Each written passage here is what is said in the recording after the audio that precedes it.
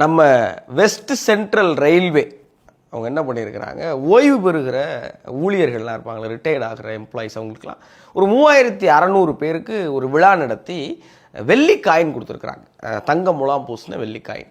இப்போ இந்த வெள்ளி விலையெல்லாம் ஏறிடுச்சு இல்லையா, அப்போ அந்த எம்ப்ளாயிஸ் கொண்டு போய் அதை விற்று ஏதாவது பணமாக வாங்கி நம்ம ஏதாவது பயன்படுத்தலாம் நினச்சி போனப்போ தான் தெரிய வருது, அது எதுவுமே வெள்ளி காயின் கிடையாது, எல்லாம் செப்பு காயின்.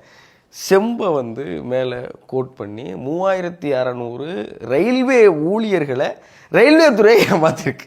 இது எங்கே நடக்குதுன்னா போபால் நடக்குது. போபால்னு சொன்னோன்னே நமக்கு முதல்ல ஞாபகம் வருது விஷவாயு தாக்குதல் தான்.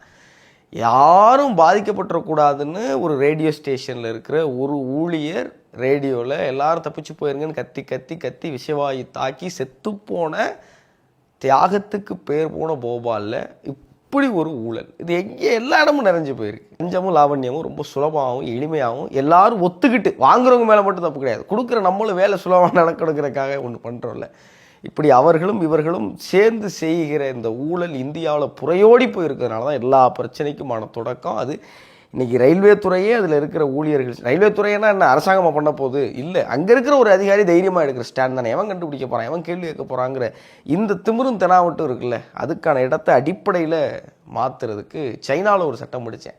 யாராவது ஒரு அரசு ஊழியர் லஞ்சம் வாங்கினார்னா அவருக்கு ஆயுள் தண்டனை வழங்கப்படுமா. அப்படி ஒரு சட்டம் நம்ம ஊரில் வந்துச்சுன்னா நம்ம ஊரில் இருக்கிற விஏஓ தாசில்தார் ஆஃபீஸில் கூட நிறைய ஏழை பாளைகளுக்கு நல்லது நடக்கும்னு நான் நினைக்கிறேன்.